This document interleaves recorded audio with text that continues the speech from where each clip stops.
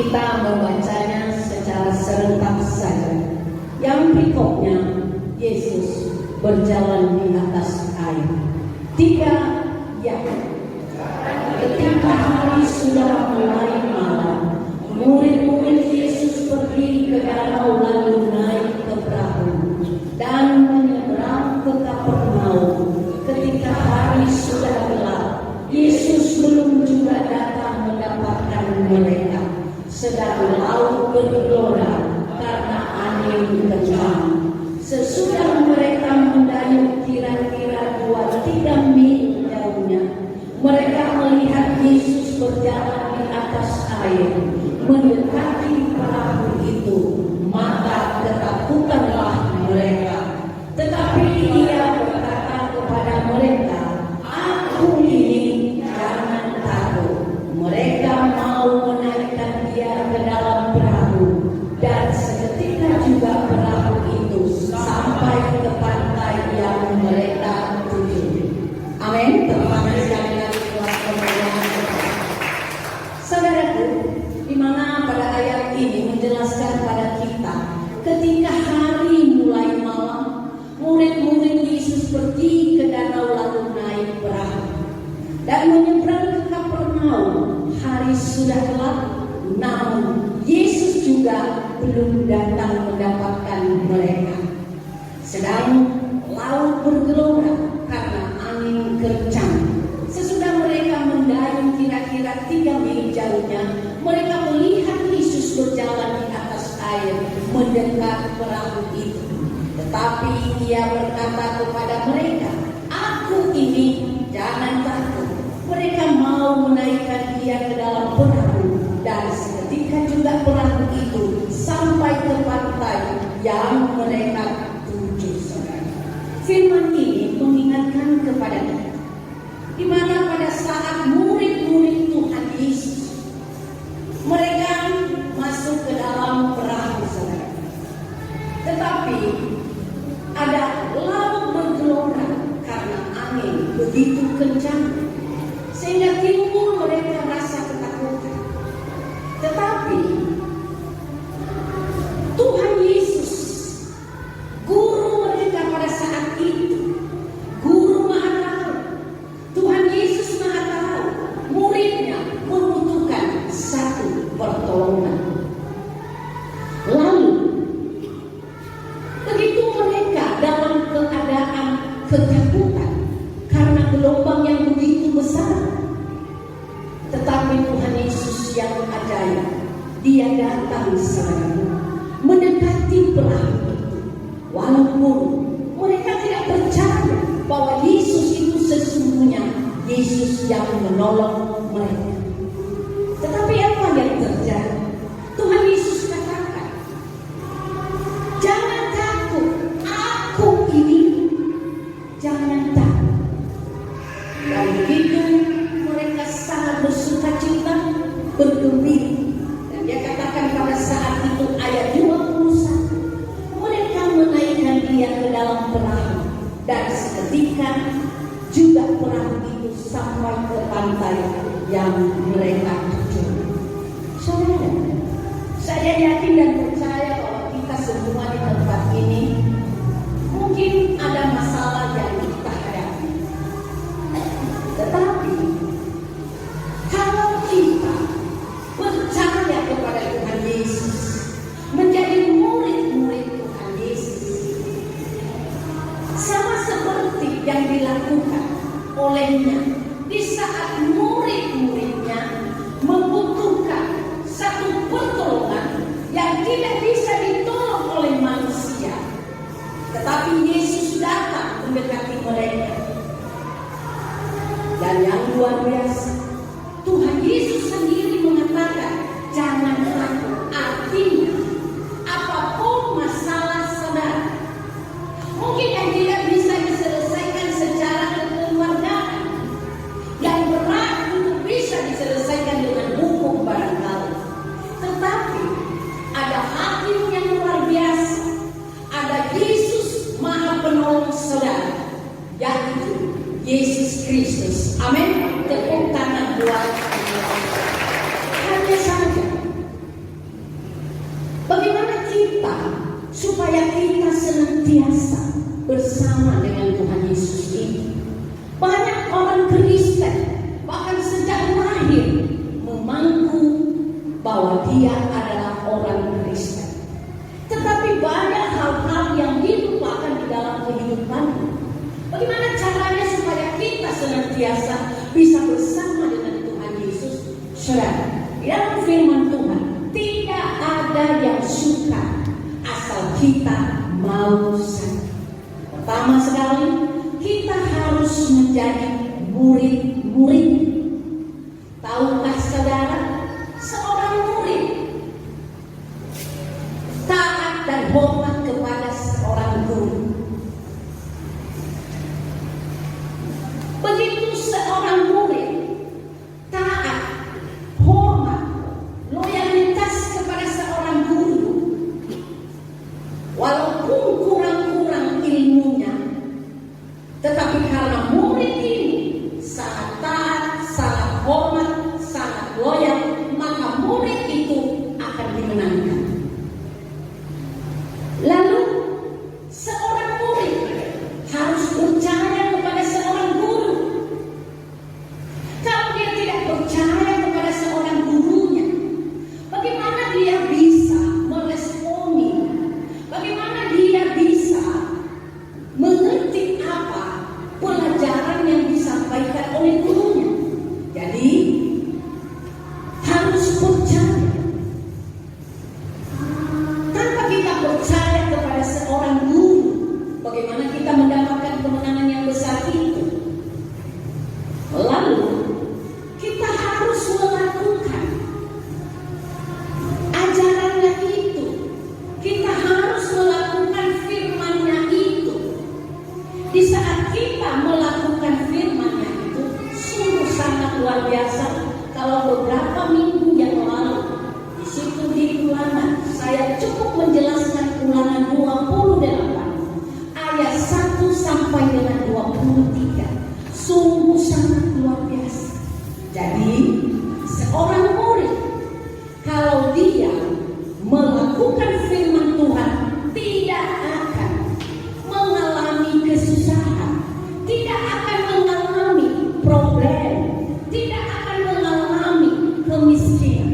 Karena di dalam Ulangan pasal 28 ayat 1 sampai 13 Tuhan telah menjanjikan semuanya. Bahkan lumbung-lumbung Dia akan memerintahkan orang-orang asing untuk mengisi lumbung kita, saudara. Tinggal bagaimana kita melakukan akan firman-Nya Tuhan. Keempat, menuruti firman-Nya. Kalau kita menuruti semua ajaran-ajaran Tuhan Yesus, tidak melenceng dari ajaran-ajarannya itu. Kalau Tuhan selalu mengajak kita, bertobatlah karena kerajaan surga sudah dekat. Kalau kita melakukan itu, kalau kita menuruti akan perintahnya itu, kita meninggalkan segala kehidupan lama kita, maka damai di bumi ini terjadi buat saudara dan saya. Bukankah Tuhan Yesus waktu Dia naik ke surga, damai sejahteraku akan kutinggalkan bagimu. Tetapi yang membuat tidak ada kedamaian di dalam kehidupan kita karena keegoan kita, karena keinginan daging kita, karena nafsu kita, ingin memiliki yang tidak milik kita, ingin kita lebih hebat dari yang lain. Kita kira karena perbuatan kita lah, karena karya kita lah, maka kita kaya, maka kita hebat, maka kita kuat. Saya katakan sebenarnya bukan karena saudara, tetapi yang membuat engkau hebat dan kuat adalah si penciptanya itu sendiri. Amin. Kepada Tuhan kemuliaan kita. Lalu kelima, bersaksi atas semua firman Tuhan. Kalau di Lukas pasal 24 cukup dia jelaskan di sana. Bersaksilah atas semuanya ini. Apa itu yang semuanya ini?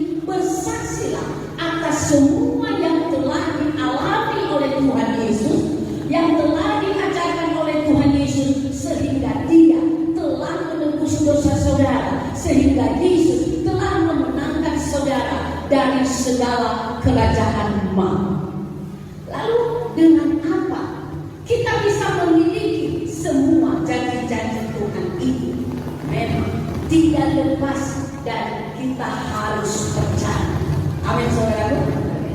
Sesungguhnya bila kita percaya kepada Yesus, melakukan dan menuruti firman-Nya, merenungkan siang dan malam, yakinlah Dia senantiasa setia, selalu ada bersama kita. Dia penolong, Dia pelindung, Dia penjaga kita, bahkan memenuhi segala keperluan saudara-saudara. Tuhan mana yang berani menjamin kehidupan kita selain Yesus Kristus sepengetahuan saya? Tidak ada Allah lain yang bisa menjamin kehidupan saudara dan kehidupan saya selain Tuhan Yesus. Siapa sih orang yang berani memberikan nyawanya menebus dosa saudara? Dia ada, hanya Yesus. Maka layak kita harus mengutamakan Dia dalam seluruh kehidupan kita. Saya sangat sukacita melihat kehadiran saudara pada pagi hari ini. Sekalipun cuaca tidak bersahabat, tetapi namun saudara mau mengikuti gerakan-gerakan kuasa Roh Kudus yang menggerakkan hati saudara untuk ingin selalu berjumpa dengan Tuhan. Dan tahukah saudara, di sini ada orang-orang yang benar. Bukankah dalam firman Tuhan, doa orang benar besar kuasa dan yakin. Saat kita menyembah, maka disitulah turun Roh Allah menjamahmu. Dan engkau boleh merasakan hadirat Tuhan. Dan apa yang engkau percaya, apa yang engkau sedang susahkan saat ini, sama seperti murid-murid Tuhan Yesus, mereka gusar, mereka gelisah karena laut bergelora, karena angin begitu kencang. Tetapi Tuhan Yesus Maha tahu. Di saat Tuhan Yesus hadir di tengah-tengah saudara, yang melihat saudara satu persatu. Oh, anak ini dia sedang mengalami krisis ekonominya. Hei, anak ini dia lagi penyakitan. Oh, anak ini lagi mengalami macam-macam. Tetapi dia datang, yang mendekat kepada saudara. Tinggal bagaimana cara saudara meresponi Tuhan Yesus itu. Bagaimana cara saudara menyambut Tuhan Yesus itu. Apakah saudara bersungut-sungut? Apakah saudara penuh dengan sambutan hangat? Tahu kalau bersungut-sungut? Dia mau berjumpa dengan Yesus.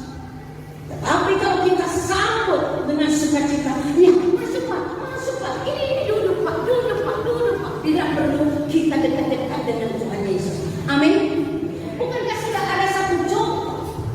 Waktu Maria, dia tidak mau jauh dari Tuhan Yesus. Justru dia mendekat, dia duduk di bawah kaki Tuhan Yesus.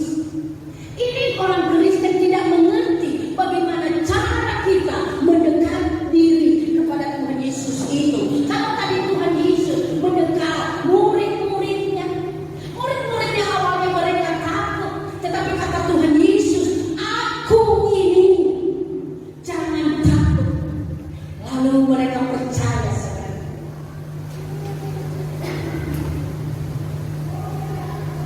Kiranya kita yang ada di tempat ini, mari kita percaya, sungguh sangat percaya kepada Yesus. Ini bukan cerita, ini bukan dongeng, ini kisah nyata, saudara. Karena tidak ada yang bisa menolong kita, hanya Yesus satu-satunya penolong kita. Saya sangat yakin, beberapa kali saya bersaksi di depan saudara dan di hadapan Tuhan, dan semua apa yang kusaksikan itu nyata di dalam hidup. Tapi setelah sungguh-sungguh saya mau menjaga hatiku, saya tidak mau terkontaminasi dengan ragi-ragi orang Farisi, dengan ragi-ragi orang Saduki. yang salah pun aku mengampuni.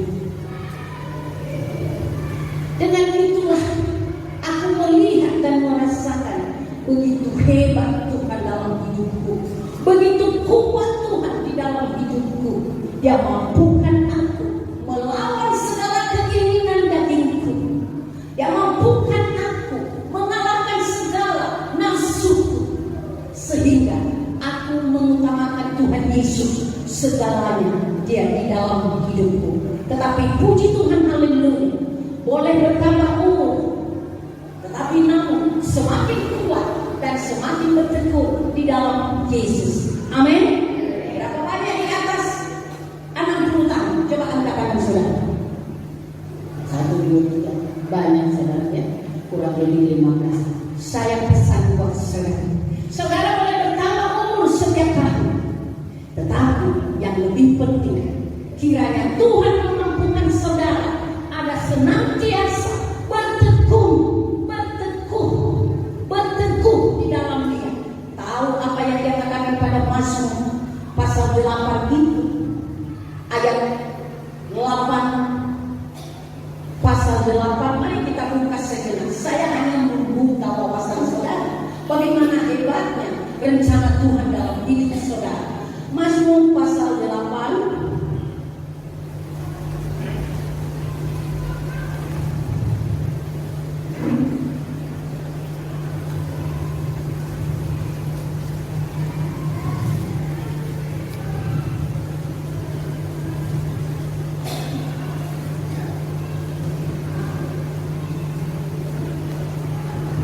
ayat 17.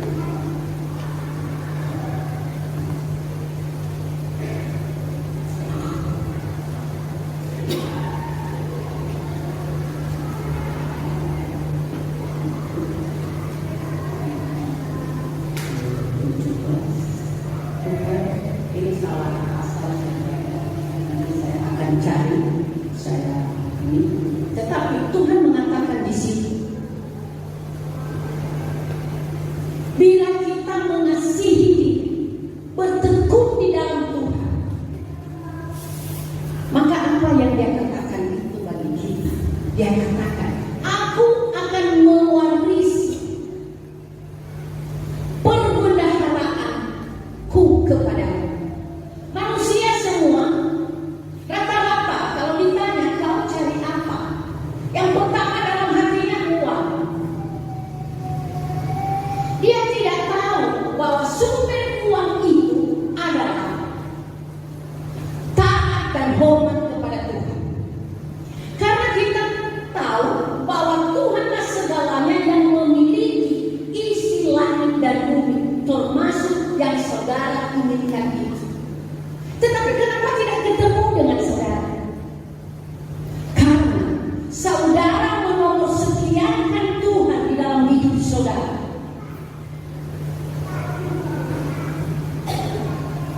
Kalau kita sepakat, kita sehati, hari Minggu saja, hanya mulai dari jam 8.30 sampai jam 10 lewat, berikan waktumu. Kalaupun itu setiap minggu tidak ada yang absen, saya kira melekatlah firman Tuhan itu bagi saudara. Ditambah dengan kita berulang-ulang membuka live streaming kita dengan ajaran-ajaran yang kita sampaikan, saya kira sudah sangat bagus untuk meminta, mengundang perhatian Tuhan peduli buat saudara. Amin. Yang anehnya, kita tidak mau terlepas dari kehidupan lama kita. Masih berat kita mengampuni orang-orang yang bersalah dengan kita. Itu yang membuat sesungguhnya kita tidak bisa mendapatkan kemenangan besar dari Yesus Kristus. Amin. Saya sudah mencoba.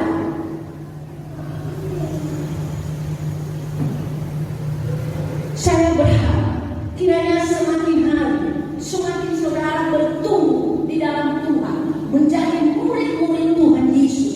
Nah, kalau tadi saya katakan persyaratan utama untuk kita memperoleh jaminan hidup itu sama kepada Yesus Kristus, kita harus menjadi muridnya. Bagaimana menjadi seorang murid? Harus rajin belajar, harus rajin membaca firman Tuhan. Itu suatu ajaran yang disampaikan oleh Tuhan Yesus. Bagaimana mungkin kita semakin mengenal Dia? Bagaimana mungkin kita semakin jatuh cinta kepada Yesus kalau kita tidak mengerti apa yang sudah dilakukannya kepada kita? Amin, saudara. Amin. Kalau saudara sudah mengerti bahwa Yesus itu adalah jaminan hidup kita, ditambah dengan sangat percaya kepadanya, melakukan firman-Nya, menuruti firman-Nya, menjadi saksinya, saudara, dijamin oleh Tuhan Yesus itu Anda tidak akan mengalami kesulitan, karena Tuhan Yesus tidak pernah jauh dari kita.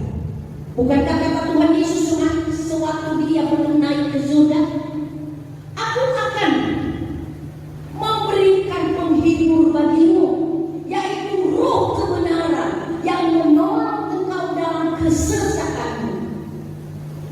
Apakah kita lupa itu? Sering kita lupakan ayat-ayat yang membuat kita melekat kepada Tuhan Yesus. Saya, walaupun dengan umur seperti ini, saudara, namun saya tetap ingat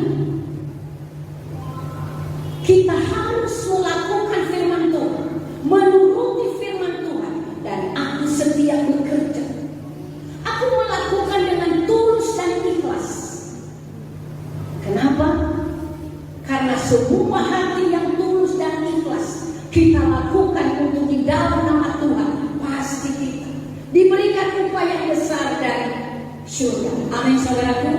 Jadi kalau saudara-saudara ingin menerima upah yang besar, bukan hanya upah sekedar seperti orang upahan di ladang, bukan, tetapi upah di bumi, artinya dia mencukupi segala keperluan saudara. Dia memberikan kehidupan yang kekal bagi kita. Kalau sekedar kebutuhan di bumi kecil, emangnya berapa kilo kita makan beras setiap hari? Mungkin satu mok barang-barang, bahkan tidak sampai. Berapa kilo pun kita makan daging barang-barang, nggak mungkin sampai 1 kilo satu hari. Kecil. Sesungguhnya biaya hidup orang yang hidup di dalam tangan Tuhan sangat minimal. Karena kenapa? Sudah ada contoh di dalam firman Tuhan di saat Tuhan Yesus memberikan makanan, yaitu 5 roti dan 2 ikan untuk 5.000 orang, belum termasuk perempuan dan anak-anak. Tidak habis, bahkan berlebihan, 12 bakul. Coba bayangkan, hanya 5 roti dan 2 ikan. Tetapi yang membuat manusia kurang, kau tidak mengandalkan Tuhan dalam hidup ini. Kau mau sediakan Dia, bahkan kau lupa berdoa. Kau tidak berdoa di saat kau bangun dari tempat tidur. Saudara tidak berdoa waktu makan. Apalagi menyembah Dia khusus pada hari-hari saudara. Apalagi sebelum tidur tidak mengumpulkan anggota keluarga, sibuk dengan handphone saudara. Padahal Dia tidak katakan, 24 jam kau harus menyembah. Tidak ada dibilang dalam firman Tuhan itu. 1 jam saja. Kata Tuhan Yesus, Petrus, Yohanes, masakan engkau tidak bisa bertahan hanya 1 jam saja? Engkau menungguku. Tetapi banyak orang-orang Kristen terlalu banyak. Dia memberi waktunya penuh dengan kesia-siaan. Maka di saat kita berdoa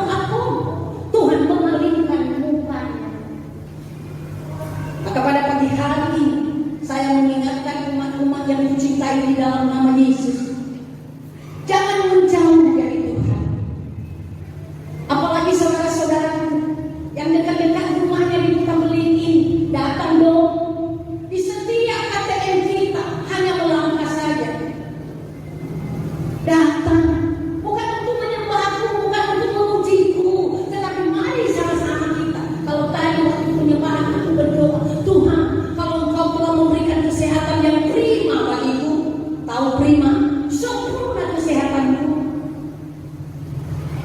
Tidak ada sakit-sakit di persendirian.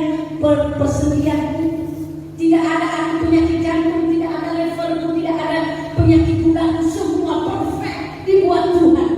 Kesehatan yang prima bagiku. Kalau Engkau memberkatiku, aku tidak kekurangan Tuhan, tidak kekurangan dalam segala apa yang kubutuhkan. Kiranya jemaat-jemaat Tuhan juga Engkau sembuhkan mereka, berikanlah kesehatan yang prima buat mereka. Berikanlah rasa cukup kepada mereka seperti saya. Saya berkatakan buat saudara, yang sedikit itu saja, kalau kita ada di dalam Tuhan, dicukupkan Tuhan, dan ada rasa puas, kita makan mungkin seperempat mok barangkali 200 gram, setengah mok satu hari saya makan, itu pun tidak habis. Saya tanya, benar, setan-setan pelahap lagi sudah tidak ada dalam hidupku. Tetapi bagaimana dengan orang-orang yang tidak hidup di dalam Tuhan, asik menggosip saja, asik macam-macam niatnya kepada hamba-hamba Tuhan? Apa yang terjadi? Setan-setan pelahap berkeliaran dalam kehidupan kita. Bagaimana caranya? Ini caranya lagi. Caranya tidak ada dua, hanya hidup bersama dengan Tuhan. Setan-setan pelahap tidak lagi berkuasa dalam keluargamu. Siapa mereka setan-setan pelahap itu? Anda nafsu tinggi, ingin beli ini, padahal daya mampu saudara tidak ada. Akhirnya apa yang terjadi? Mutang sana, mutang sini, mutang sana, tidak terbayar Tuhan di dalam sebuah wadah. Akhirnya tidak masuk di dalam wadah itu, bahkan tidak berani datang ke gereja. Karena keinginan gaji, karena setan-setan pelahap menguasai kehidupan saudara, menguasai keluarga saudara, menguasai keturunan saudara. Makanya kita harus berjuang. Kita orang-orang yang manusia, sepanjang kita masih kuat, kita harus ingatkan anak-anak kita. Didengar atau tidak, itu bukan urusanmu. Itu Tuhan yang mengatur pertumbuhan. Anakku, dengarkan apa kata ayahmu, dengarkan apa kata ibumu. Bukankah di dalam Amsal begitu banyak didikan yang luar biasa? Tetapi banyak orang tua tidak mau tahu lagi. Saya katakan buat ibu-ibu lansia, bapak-bapak lansia, bertobat juga. Jangan hanya kalau udah sehat lalu tidak lagi komunikasi yang baik buat anak-anak, buat cucu, buat menantu. Komunikasi, lancarkan komunikasi, maka semua persoalan Tuhan akan menyelesaikan satu persatu. Amin. Kebukaran buat kemuliaan Tuhan. Kembalilah kepadanya. Mari kita tinggalkan seluruh kehidupan lama kita. Kita kembali dengan Tuhan. Tahukah saudara? Saat kau perlu Tuhan, saat kau perlu Tuhan, Dia tahu. Sama seperti murid-murid Tuhan Yesus tadi. Waktu mereka lagi mengamuk, badai bergelora karena angin kencang. Mereka dalam ketakutan dan kesusahan. Tetapi Tuhan Yesus tahu. Dia datang saudara. Lalu saat kau meminta Tuhan, Dia dengar. Apa yang kau minta saat ini? Mau selesai masalahmu? Didengar Tuhan. Dia lagi berada saat ini di dalam ruangan ini. Amin saudaraku. Dan Dia bilang lagi, saat kau percaya dengan Tuhan, Tuhan bekerja. Dan saya pastikan sudah lama saya mengalami seperti ini.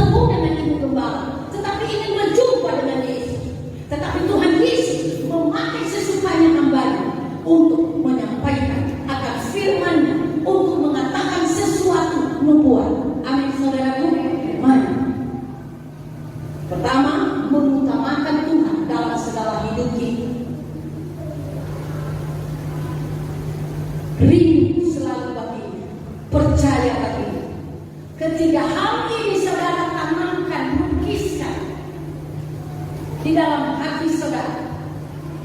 Tidak ada alasan aku mau tarik ajar sebelah kiriku ini.